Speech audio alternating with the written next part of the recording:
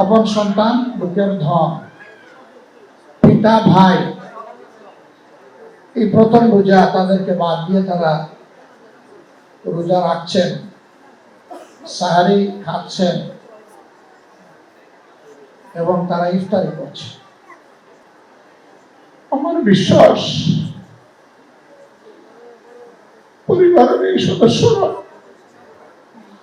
জীবনের অন্য সময়ের মতো এবার সাহারিতে আহার তাদের মুখে সেভাবে উঠে না, সব আছে সামনে কিন্তু মুখে উঠে না। একই অবস্থা হয়তো বা ইফতারের। মহান আল্লাহর দরবারে দোয়া করি আল্লাহ তাআলা তাদেরকে সীমাহীন ধৈর্য ধারণ করার তৌফিক দান।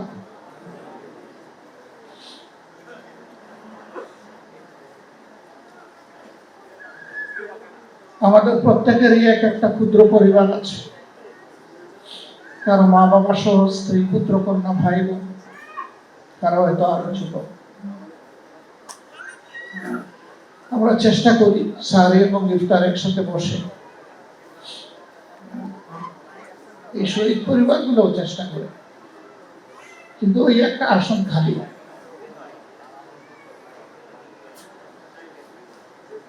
ওই আসনে বসার কেউ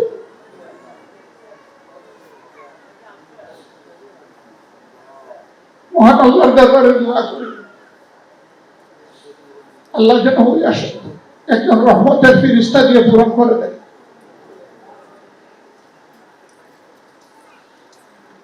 আমি ক্ষুদ্র মানুষ, যেহেতু বলেছি যে শহীদ পরিবারগুলা আমাদের সদস্য, আমরা তাদের পরিবারের সদস্য। এবার ইনশাআল্লাহ আল্লাহ যদি আমাকে হায়াতে বাঁচিয়ে রাখেন, তাহলে আমার ক্ষুদ্র পরিবারের সাথে ঈদ হবে ঈদের পরের দিন। আর ঈদের দিনটা ঘুরে ঘুরে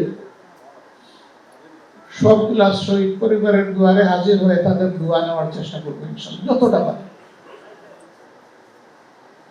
ঠিক আমি আমার সহকর্মীদেরকে একই অনুরোধ করব, এই কাজটা যেন তারাও করে।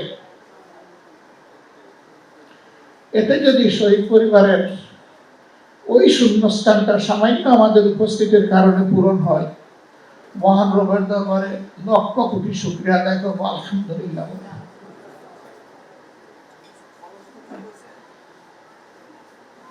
আজকে মানুষ মুখ খুলে কথা বলতে পারছে, কিছুটা স্বস্তির সাথে চলাফেরা করতে পারছে, যে শহীদ এবং আহত ভাই বোনদের ত্যাগের বিনিময়ে। আমি দেশবাসীকে অনুরোধ করব, তাদের জীবন এবং রক্তের সাথে আমরা যেন এমন কোনো কাজ না করি যেটা তাদের রক্ত এবং জীবন অপমানিত হবে।